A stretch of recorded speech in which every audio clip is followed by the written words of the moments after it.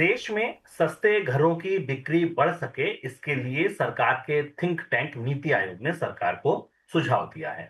सुझाव ये दिया गया है कि डेवलपर्स को और घर खरीदारों को इंसेंटिव दिए जाएं। इन सुझावों की जो पृष्ठभूमि तैयार हुई, जो जमीन तैयार हुई, वो दरअसल देश में बढ़ती शहरी आबादी की वजह से हुई और इसके आगे भी बढ़ने के अनुमानों की वजह से हुई। 2000 अगर आप 21 का आंकड़ा देखें तो करीब 35% आबादी शहरी थी, जिसके 2050 तक 50% हो जाने की उम्मीद है। सर, किस तरीके के इंसेंटिव दिए जा सकते हैं? क्या चर्चा है, क्या प्रस्ताव है?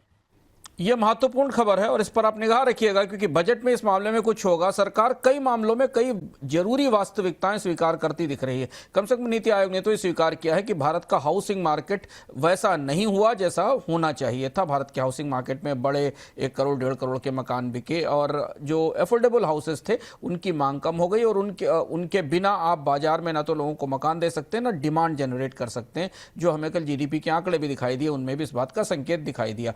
तो नीति आयोग ने एक प्रस्ताव बनाकर भेजा है, उसमें कई महत्वपूर्ण प्रावधान है। सरकार कितना मानती है कि नहीं मानती, लेकिन नीति आयोग इस बात को रेखांकित कर रहा है कि भारतीय हाउसिंग बाजार 1.5 करोड़ 2 करोड़ के पेंट हाउसेस के लिए नहीं है, 40 लाख 50 लाख रुपए के सस्ते मकानों के लिए है और उनके बिना भारत में कोई हाउसिंग क्रांति नहीं हो सकती। पहले हम कुछ आंकड़े देखते हैं कि दरअसल हुआ क्या है अफोर्डेबल हाउसिंग को, और उसके बाद हम समझेंगे कि कौन से प्रस्ताव हैं जिनका सुझाव वित्त मंत्रालय को दिया गया है।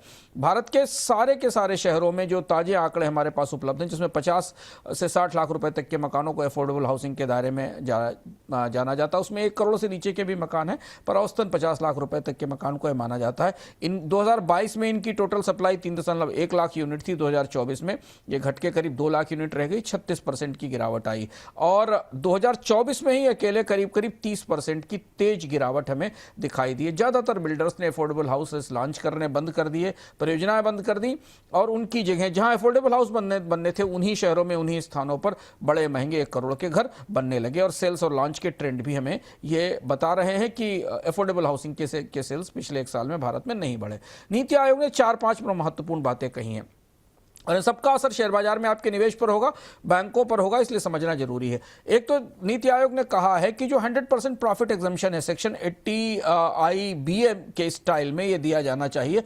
अफोर्डेबल हाउसिंग प्रोजेक्ट्स में निवेश करने वाले निवेशकों को या जो बिल्डर्स है, डेवलपर्स हैं, इन्हें 100% प्रॉफिट टैक्स से एग्जम्पशन दिया जाना चाहिए। खासतौर पर इसमें EWS इकोनॉमिक वेकर सेक्शंस और LIG हाउसेस हैं या जो मिड टिकट MIG प्रोजेक्ट्स हैं, इनके लिए ये रियायत आनी चाहिए। बड़ी रियायत है। वित्त मंत्रालय अगर ये रियायत देता है तो शायद हमें जो EWS LIG और MIG में नया निवेश बिल्डर्स की तरफ से, निवेशकों की तरफ से आता दिखाई देगा। क्योंकि इससे दूसरा यह है कि हर प्रोजेक्ट में एक मैंडेटरी अफोर्डेबल शेयर डाला जाए, यानी जो भी प्रोजेक्ट कोई बिल्डर बना रहा है उसे जब वो लैंड खरीदता है और उसकी मंजूरी लेता है तो उसे 10% लैंड उस एरिया की, जो एरिया जहां पर प्रोजेक्ट बनाने जा रहा है, उसे अफोर्डेबल हाउसिंग के लिए रखा जाना चाहिए। 10 से 15% की मैंडेटरी इकोनॉमिक वीकर सेक्शन, जिनको EWS कहते हैं, कमजोर आय वर्गों के लिए, और LIG के लिए यूनिट्स बनाए जाने की जरूरत है। लगभग अस्पतालों में भी इस तरीके की शर्तें लगाई जाती हैं कि उनको सर्टेन बेड्स कारपोरेट हॉस्पिटल्स को गरीबों के लिए निर्धारित करने पड़ते हैं। इसके अलावा दूसरा जो FSI की रिलीफ की भी इजाज़त दी गई है कि 5-6 अलग अलग कॉरिडोर्स पहचाने जाएं और जहां पर लैंड कन्वर्जन के चार्जेस कम किए जाएं, ताकि वहां पर हाउसिंग गरीब जो अफोर्डेबल हाउसिंग है उसको बढ़ावा दिया जा सके।